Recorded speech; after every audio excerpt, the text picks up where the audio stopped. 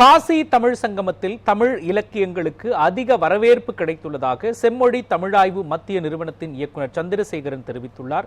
அது தொடர்பான செய்தி தொகுப்பை பார்க்கலாம். காசி தமிழ் சங்கமத்தின் 3ஆம் ஆண்டு நிகழ்ச்சி வாரணாசி நமோகாட் பகுதியில் கடந்த 15ஆம் தேதி தொடங்கி நடைபெற்று வருகிறது. இதில் தமிழ் மொழியின் பல்வேறு புத்தகங்களின் மொழிபெயர்ப்பை செம்மொழி தமிழாய்வு மத்திய நிறுவனம் அரங்கு அமைத்து தமிழ் இலக்கியங்களை காட்சிப்படுத்தியுள்ளது. குறிப்பாக திருக்குறள் மொழிபெயர்ப்புக்கு கிடைத்த வரவேற்பை தொடர்ந்து தமிழ் சங்க இலக்கிய நூல்களின் ஹிந்தி மொழிபெயர்ப்பு வெளியிடப்பட்டு அரங்குகளில் காட்சிப்படுத்தப்பட்டுள்ளது. கடந்த 2022ஆம் ஆண்டு தொடங்கப்பட்ட தமிழ் சங்கமம் நிகழ்ச்சிக்கு பின்னர் தமிழ் இலக்கியங்களை தெரிந்து கொள்ள பிற மாநில மக்கள் ஆர்வம் காட்டுவதாக செம்மொழி தமிழாய்வு மத்திய நிறுவனத்தின் இயக்குனர் சந்திரசேகரன் தெரிவித்துள்ளார்.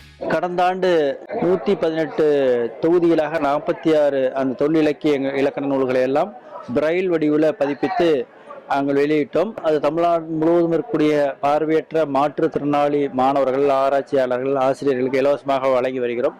அதற்கு பிறகு இந்தியில் வெளியிடப்பட்ட அந்த நூலுக்கான வரவேற்பு என்பது மிக அபரிவிதமான வரவேற்பு. இலக்கிய கலாச்சார பண்பாட்டு நிகழ்ச்சியான தமிழ் சங்கமம் மூலம் உத்தரப்பிரதேசம் உள்ளிட்ட வடமாநில மக்கள் தமிழ் மொழியினை அறிந்து கொள்ள முடிவதாகவும், குறிப்பாக தமிழ் மொழியை கற்க ஆர்வம் காட்டுவதால் அவர்களுக்காக ஹிந்தி மூலம் தமிழை கற்பதற்கென்று நூல்கள் வெளியிட்டுள்ளதாகவும் கூறினார். தமிழ் இலக்கியங்களுக்கு கிடைத்துள்ள வரவேற்பால் எதிர்காலத்தில் மேலும் பல தமிழ் நூல்களையும் ஹிந்தி, கன்னடம், ஒடியா என பல்வேறு மொழிகளில் செம்மொழி தமிழாய்வு மத்திய நிறுவனம் சார்பில் பெயர்ப்பு செய்து வழங்கப்பட உள்ளதாகவும் அதன் இயக்குனர் சந்திரசேகரன் தெரிவித்தார். வருங்காலத்தில் தெலுங்கு, மலையாளம், கன்னடம், சமஸ்கிருதம் போன்ற எல்லா மொழிகளிலும், இந்திய மொழிகளிலும் இந்த எல்லா இலக்கியங்களையும் மொழிபெயர்த்து வெளியிட்டால் இந்தியா முழுவதும் இருக்கக்கூடிய மாணவர்கள், ஆராய்ச்சியாளர்கள், பல்கலைக்கழகங்களுடைய பேராசிரியர் பெருமக்கள் எல்லாம் தமிழ் இலக்கியம் குறித்த ஒரு புதிய புரிதல்களை, சிந்தனையை அவர்களுடைய ஆய்வில் விதைத்து இந்த மொழி குறித்த அந்த ஆய்வுக்கு, இலக்கியத்திற்கும்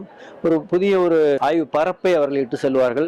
தொன்மை, பண்பாடு, கலாச்சாரம், கலை, வாழ்வியலை உணரவும் புரிந்து கொள்ளவும் மொழியே பிரதானம்.